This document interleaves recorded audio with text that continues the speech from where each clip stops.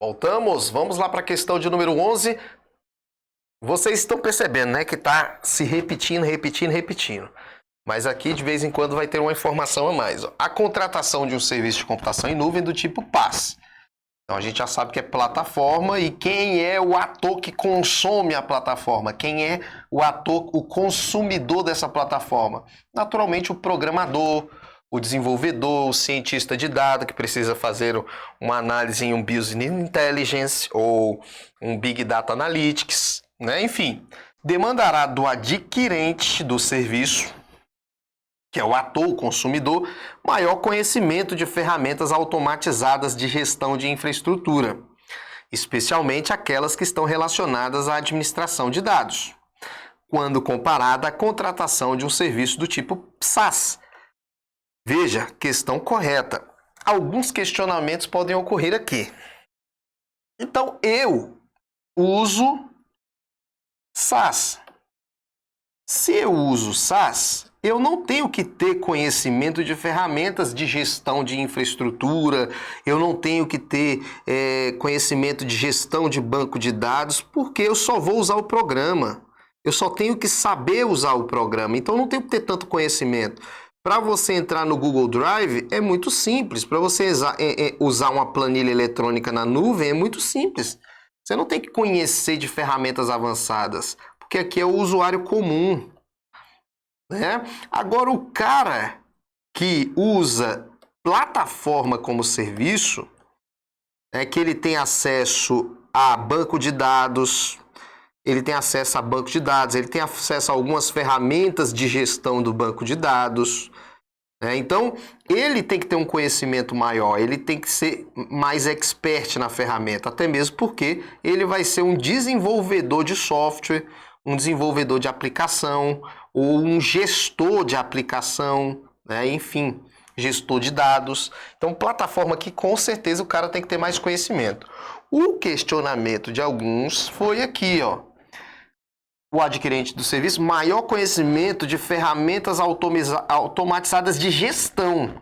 Se tivesse só aqui gestão, ficaria melhor. Mas gestão da infraestrutura ficou estranho. Por quê? Porque ele não faz a gestão da infraestrutura.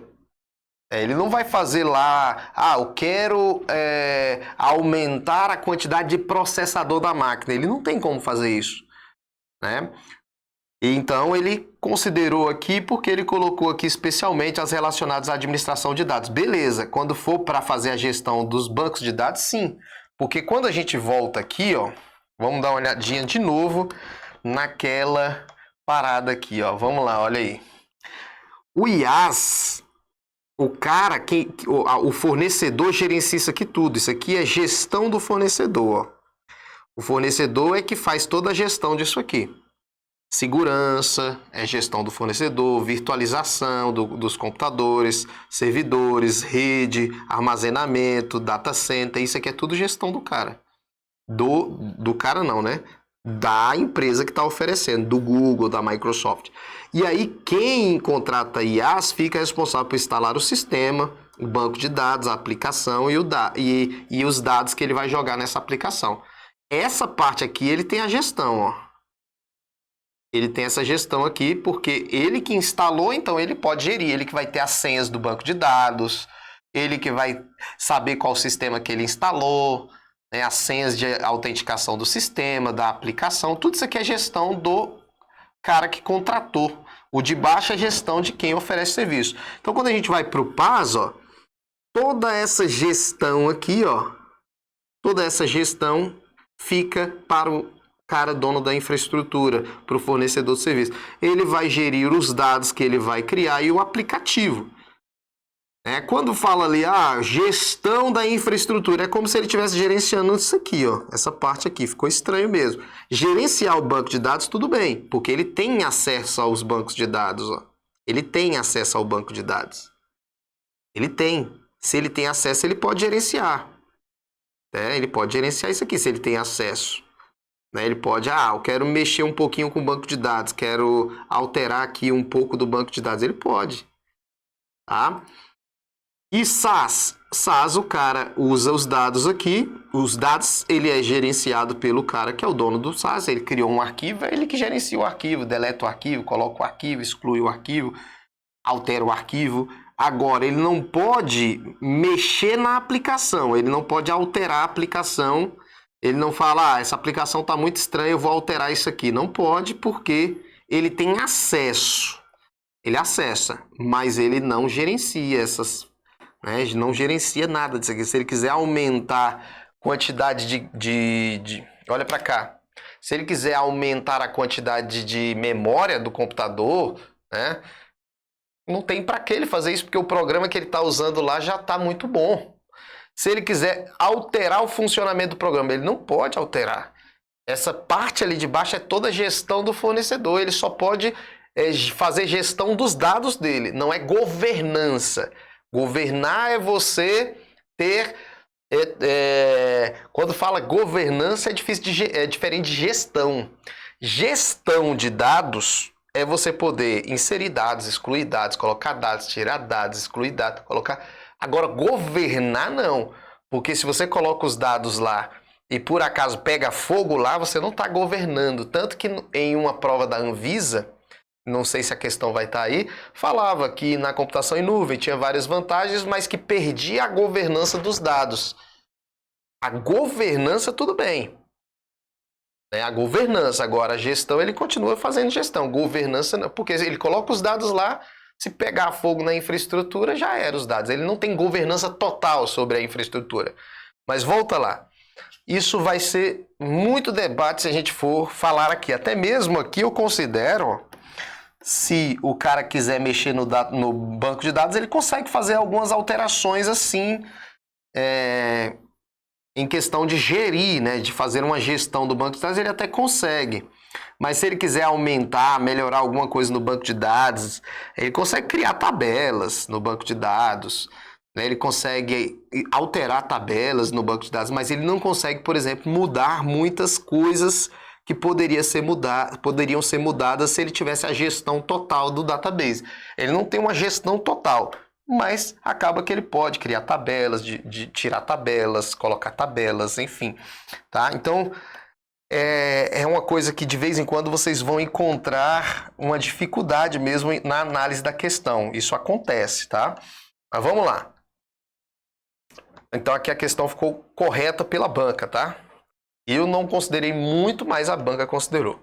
12. Associada à ideia de se utilizarem as mais variadas aplicações, a computação em nuvem atualmente está dividida nos tipos IaaS, PaaS, DaaS, SaaS e CaaS. Veja. Realmente a computação em nuvem, ela está associada os mais variados tipos de serviços. Mas o NIST, que é o instituto, né, internacional aí, que cuida dessas padronizações, considera que a computação em nuvem, ela tem esses 3 pilares aí, que é o SaaS, que é o PaaS, que é o IaaS. Se você entrar no site do NIST e ler todas as documentações, que claro você não vai fazer isso, você vai ver que ele não fala disso aqui, ó, DaaS, CaaS, ele não fala. E eu vou te explicar o porquê que ele não fala. Então, esses 3 são reconhecidos. Esse é reconhecido dentro das documentações. Esse não é e esse não é. Mas a banca considerou o quê? Correto. Veja, aqui foi uma questão que eu acho que ela não vai vacilar de novo, porque não existe esse padrão CaaS e DaaS. Alguns alunos ficaram me falando isso direto. Professor, explica para mim o que é aquele CaaS, o que é aquele DaaS, o que é aquele BaaS, o que é o FaaS, o que é o CaaS. Pelo amor de Deus, se eu for explicar todas as siglas que as pessoas inventam, porque essas siglas são inventadas.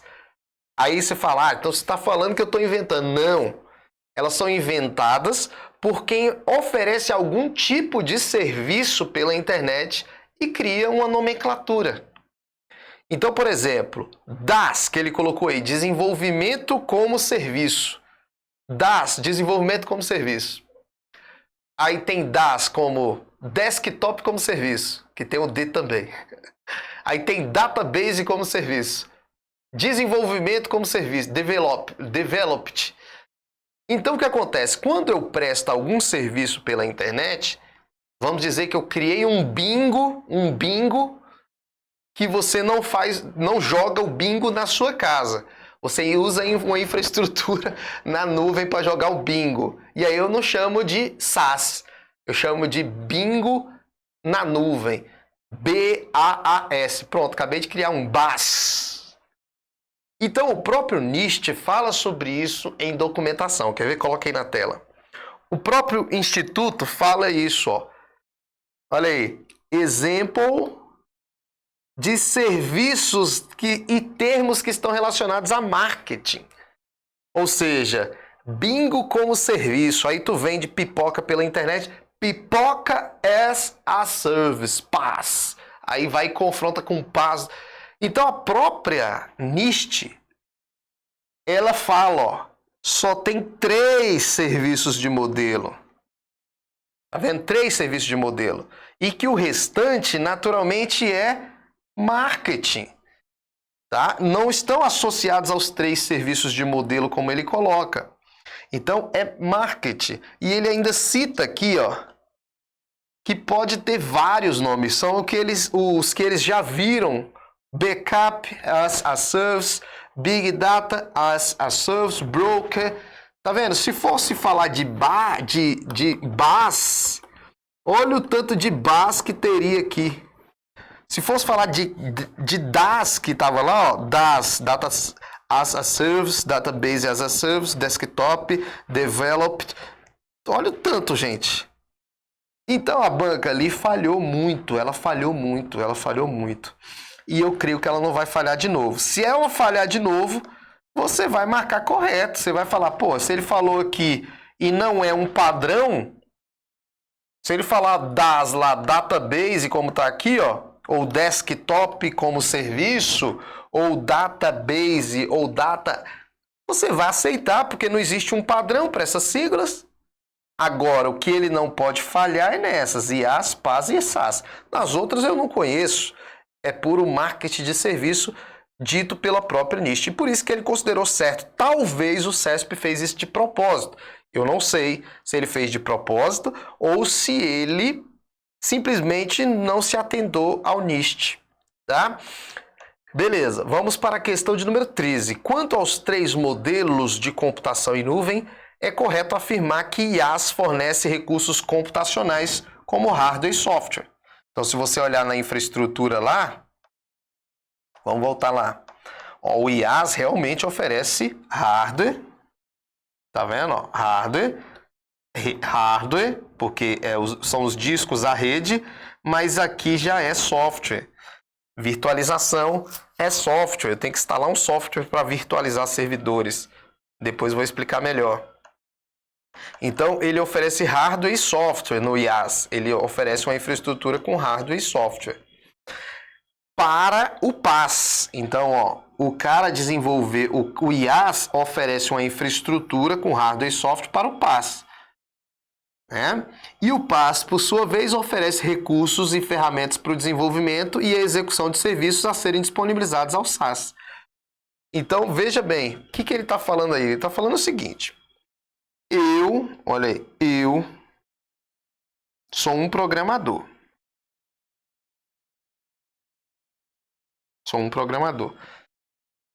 Eu preciso consumir uma plataforma chamada de PaaS. Um serviço chamado de PaaS. Eu preciso consumir PaaS. Certo? Quem me oferece PaaS? Quem me oferece plataforma na nuvem? Eu consumo plataforma na nuvem. Quem me oferece plataforma na nuvem? Vamos lá. Imagine que quem está me oferecendo plataforma na nuvem aqui... Quem está me oferece é o Google. E o Google, para ele me oferecer plataforma na nuvem, tem que ter uma infraestrutura para essa plataforma. Então o Google consome uma infraestrutura de alguém. Claro que o Google consome uma infraestrutura dele mesmo, né? Infraestrutura do Google.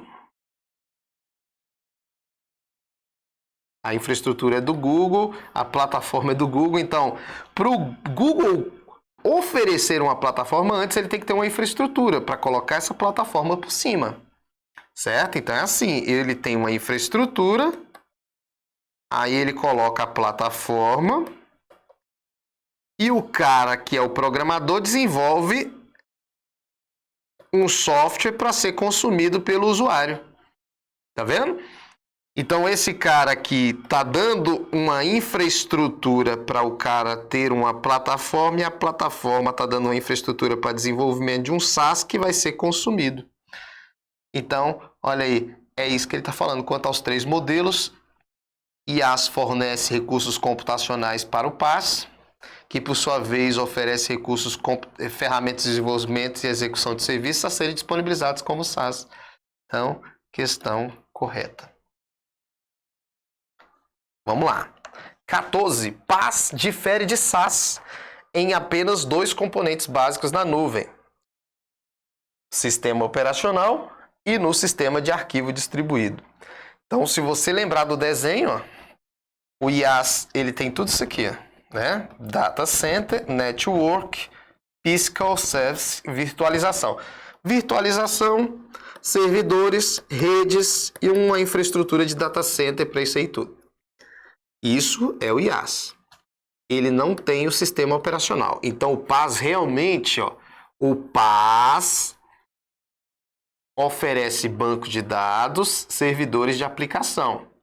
No caso de ferramentas de desenvolvimento, não, aqui já estou na frente, vamos voltar. PaaS difere, estava lá na frente, difere de SaaS, beleza? Difere em apenas 2 componentes básicos. No sistema operacional, realmente o PaaS tem sistema operacional, ó, olha lá. O IaaS que não tem sistema operacional, mas o SaaS tem. O SaaS tem toda essa infraestrutura aqui fornecida. O fornecedor dá toda essa infraestrutura aqui para o SaaS, ó. Certo? E o PaaS, ele dá toda essa infraestrutura aí. Então, primeira coisa, eles não se diferem no sistema operacional e nem no sistema de arquivo, porque o sistema de arquivo é aquele, né, que nem vocês já aprenderam em Windows e outros sistemas operacionais, o sistema de arquivo é que é responsável por armazenar. Então, se você tem dispositivo aqui de armazenamento, tem que ter um sistema de arquivo. Então, eles não se diferem em sistema de arquivo nem sistema operacional. Os dois estão aqui, ó, tem sistema operacional. Então, esse item está errado. 15. No modelo de plataforma como serviço, PaaS, os provedores de serviço oferecem bancos de dados e servidores de aplicação. Correto. Banco de dados e ferramentas para desenvolvimento de aplicações, programas. No caso de ferramentas de desenvolvimento, o modelo funcional é o SaaS. Gente, questão errada, né? Na verdade, aqui, ó, se você for analisar, provedor de serviço oferece banco de dados, beleza, tá ok, tem banco de dados. Servidores de aplicação, vai ter que ter um servidor para você jogar o programa aqui dentro. O programa e também tem as ferramentas de desenvolvimento. É o seguinte, você desenvolve, ó, você é o programador.